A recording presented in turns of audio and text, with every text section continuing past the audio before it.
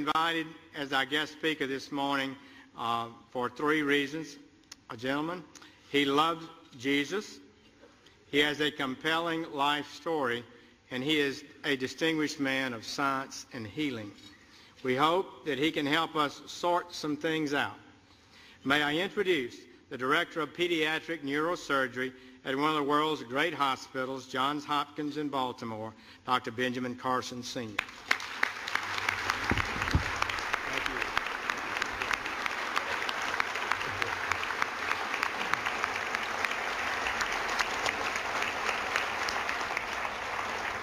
Thank you so much, Mr. President, Mr. Vice President, Mrs. Obama, distinguished guests, which includes everybody. Thank you so much for this wonderful honor to be at the stage again. I was here 16 years ago, and the fact that they've invited me back means that I didn't offend too many people. So that was great. I want to start by reading four texts which will put into context what I'm going to say. Proverbs 11:9, with his mouth the godless destroys his neighbor, but through knowledge the righteous escape.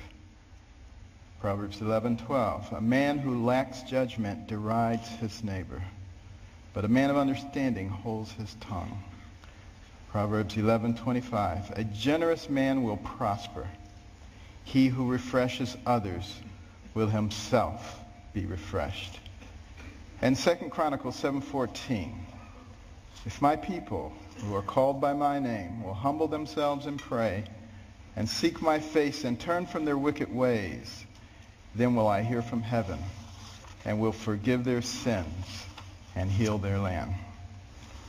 This nation was involved in a war, the War of 1812. The British, who are now our good friends, thought that we were young whippersnappers.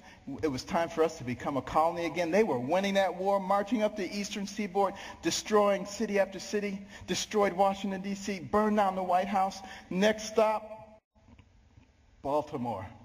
As they came into the Chesapeake Bay, that armada of ships, warships, as far as the eye could see, it was looking grim.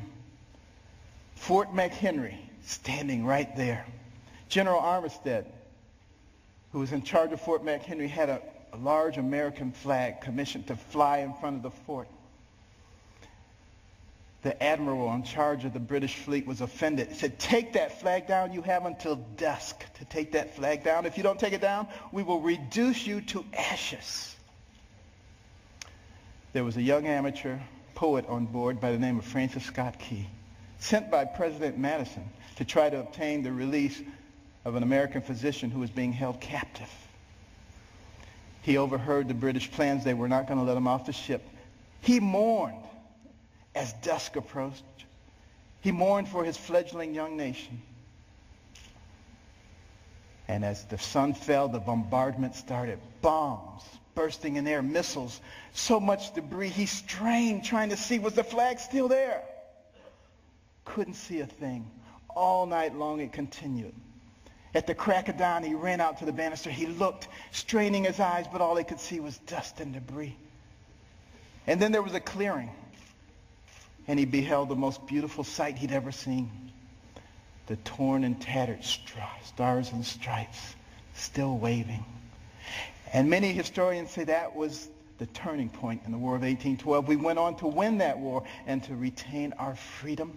And if you had gone into the grounds of Fort McHenry that day, you would have seen at the base of that flag the bodies of soldiers who took turns propping up that flag. They would not let that flag go down because they believed in what that flag symbolized.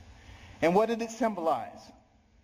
One nation under God, indivisible, with liberty and justice for all. Thank you. God bless.